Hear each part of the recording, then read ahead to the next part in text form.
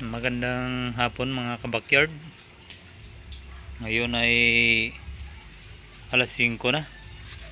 Tayo ay mag-check sa ating mga alaga kasi kanina naulan na naman. Yan o. Nagpandar nga ako ng Yan. Pandar ako ng support na oxygen, kagaya niyan, yung aerator na yan. Malaki na yung mga alaga kong red tilapia. Pero talagang nag-iingat tayo kaya pandar pa rin tayo ng aerator support kasi yung ulan talagang acidic yan. Paano ba naman hindi yung patak ng ulan dyan sa bubong talagang bagsak na bagsak dito sa minipan ko, kaya nadagdagan yung tubig, pero tubig ulan, kaya yun ginawa natin, nagpaandar naman tayo para kahit papano mayroong sapat na oxygen sila. Yan, malaki na yan, kaya talagang todo ingat tayo sa ating mga alaga ngayon.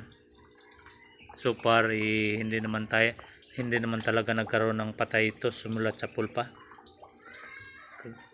kagaya ng mga nasa upload sa YouTube na mayroong mga mortality rate 10%, 20% hanggang 50%, pero dito sa atin, sa awa ng Diyos, talagang hindi namatayan kahit isa. Sa natural lang na pagkamatay, mayroong namatay nito isa, gawa ng maipit yan nung ako'y naglilinis, pero yung natural lang na cause na namatay ay talagang wala.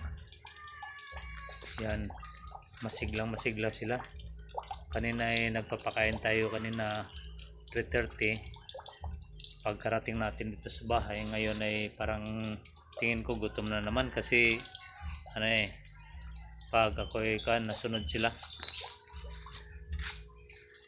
Yan yun papunta naman dito yung iba, nasunod kaya sa tingin ko na sila gutom. Tingnan nyo, punta rito lahat nasunod. Yan, ngayong sa sunod na linggo tayo ay maglilinis nito pagka di off tayo, kasi medyo marumi-rumi na yung ilalim malinaw siya tingnan, pero yung ilalim marumi na. Yan, alam nyo ba na itong red tilapia ay nagmula sa bansang Taiwan talaga? Ito ang origin na pinagmula ng red tilapia, sa bayan ng Hainan.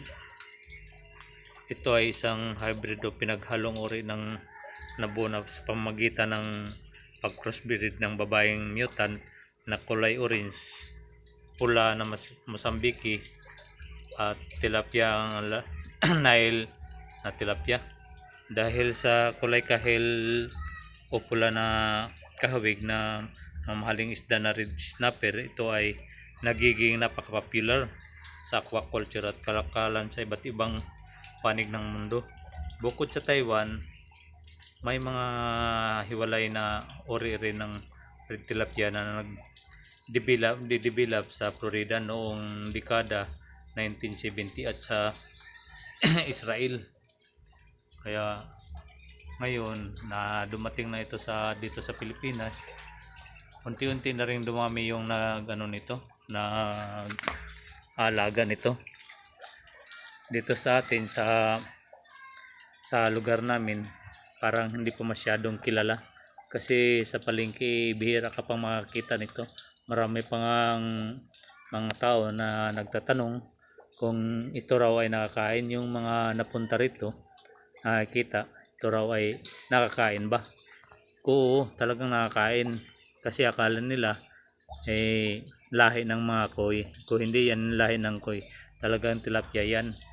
At dito ko na yan, na yung kulay na yan itim at may halo ng itim kunti yung mga katawan nila. Yan ay gawa ng ako'y breed sa mga Nile na tilapia at saka Mozambique na red tilapia. Dito ako beverage sa kanila. Yan. May mga breeder tayo diyan, malaki. So, nung mga nakalipas na mga buwan, diyan ay nag-anak. Yun.